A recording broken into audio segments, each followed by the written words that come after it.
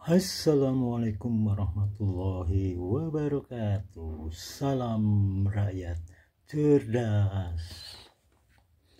Topik kali ini kita akan membahas masalah vonis hakim, baik itu hakim pengadilan negeri, pengadilan tinggi, ya, PT UN, MK, kemudian yang tertinggi adalah Mahkamah Agung.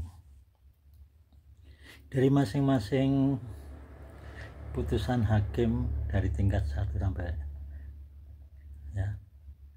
tingkat MA, itu putusannya sangat mengecewakan hati nurani rakyat, karena dia memutus itu berdasarkan apa? Apakah berdasarkan besar kecilnya suap,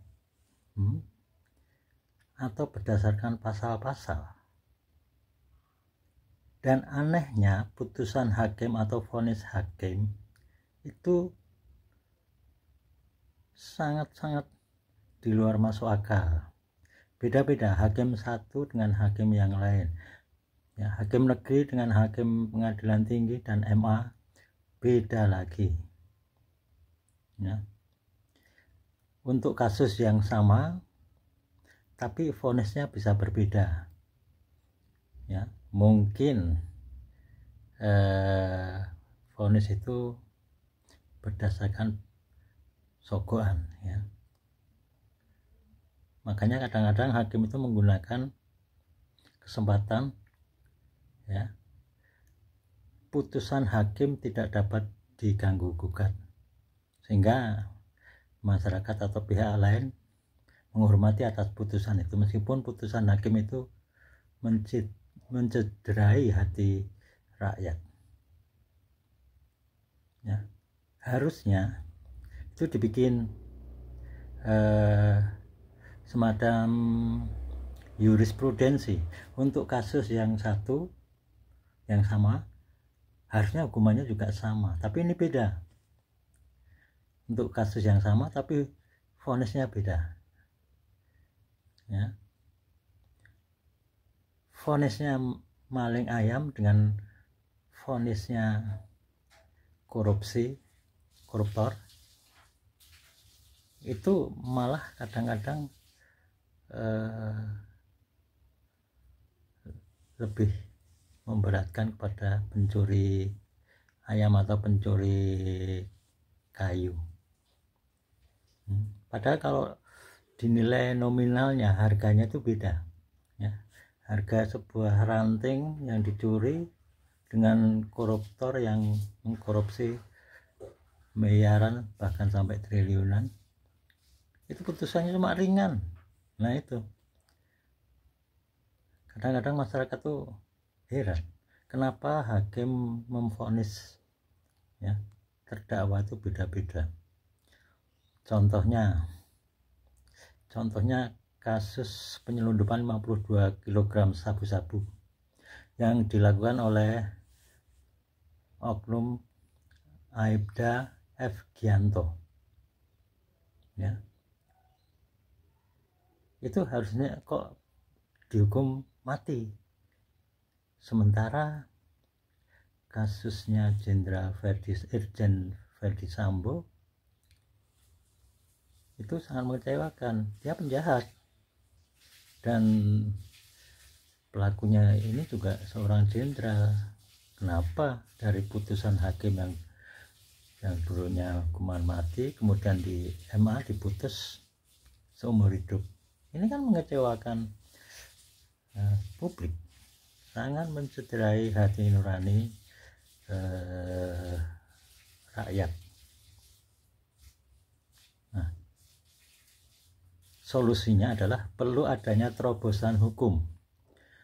Ya, terobosan itu bisa dilakukan dengan cara kajian hukum. Ya, kajian hukum itu bisa artinya luas, pengertiannya sangat luas.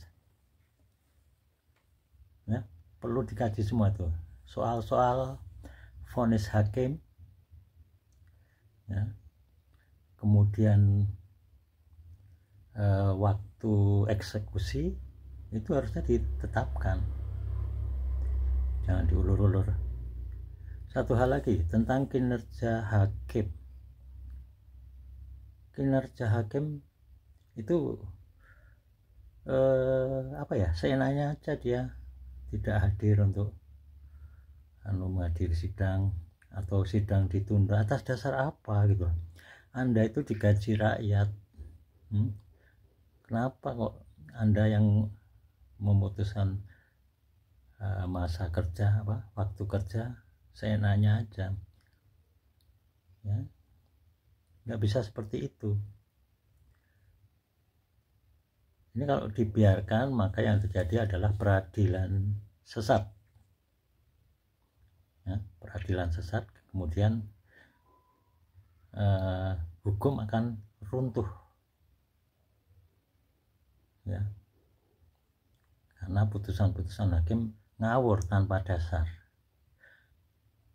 Kenapa ngawur? Karena dia berlindung di balik putusan hakim tidak dapat diganggu gugat. Nah, ini yang dimainkan hakim itu seenaknya aja. Makanya banyak sekali hakim agung sampai hakim pengadilan negeri, bahkan MK, memutus seenaknya aja, bikin pasal-pasal seenaknya aja, ya. Perlu dikaji semua hukum-hukum di Indonesia, karena udah bobrok semua aturannya, ya. Udah jauh dari tujuan daripada hukum. Keadilan semakin jauh dan kebenaran susah dicari. Kadang-kadang kebenaran itu kalah dengan yang rekayasa persidangan, rekayasa vonis hakim, ya. Pokoknya ini harus ada reformasi hukum total, titik. Demikian. Assalamualaikum warahmatullahi wabarakatuh.